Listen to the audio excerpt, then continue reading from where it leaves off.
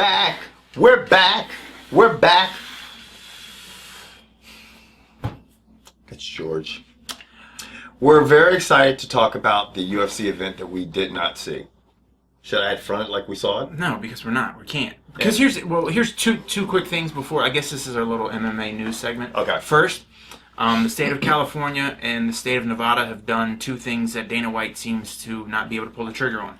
Which I understand because he could still have fights in Texas and New Orleans and Baltimore, where John Jones' next fight's at, and leave it up to that state's athletic commission, which we found in the past that a state like New Orleans, they don't have, their athletic commission doesn't have the money to do what? Tests. Right. And now that Vegas is testing and California followed suit and they're testing, they're saying no fucking TUE, no exemptions. Nada. I love it. I do too. Because it's an even playing field. See. And the next thing I think they should do is say if it's any fight that's being a title fight, if the title's on the line, you got to fight in fucking California or Vegas. Or you can do like Vitor did and said, beep, beep, yeah, because he basically sent him out. He said, I can't fight. I'm Wait, done. time out. You have over 2 months. Mm-hmm. It's 2 months away, isn't it? Or at least 40 days?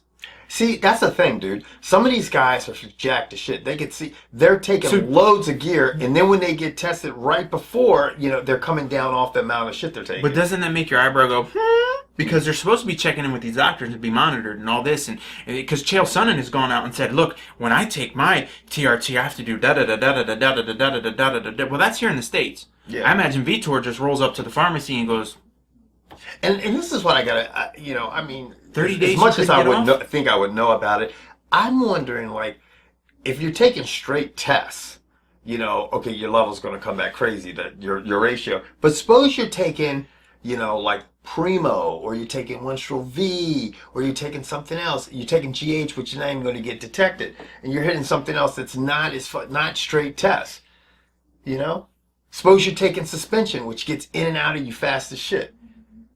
Then you would think you'd be able to fight with 30 days notice. Yeah. If somebody said your TUE is not going to work. So you could just be hitting tests every week and then taking suspension throughout the week, and that's getting in and out of you, and taking maybe V. You could be jacked as shit and probably still pass the test.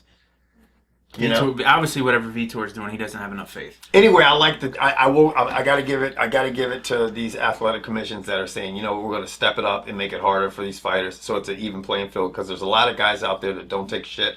And there's a lot of guys out there that are up and coming and don't take shit, and they're fighting fighters that are veterans that are jacked as shit, and I think it's an unfair advantage. Now, does this hurt or help the UFC in the long run, in the short term and the long run? I think it's going to help the UFC.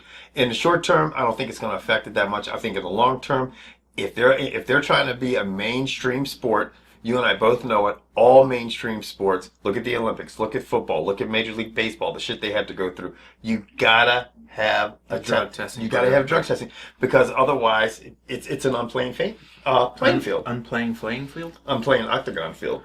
There you go. How about that one? Yeah, I think in the short term they're gonna have to scramble a little bit. You've already seen that with Vitor pulling out. You might see a couple more guys get popped that we never knew about. Mm-hmm. So, but look, we all have our opinions of Dana White. And you might see some young champions coming up. True. Mm-hmm. So we all have our opinions of Dana White, and it's going to be...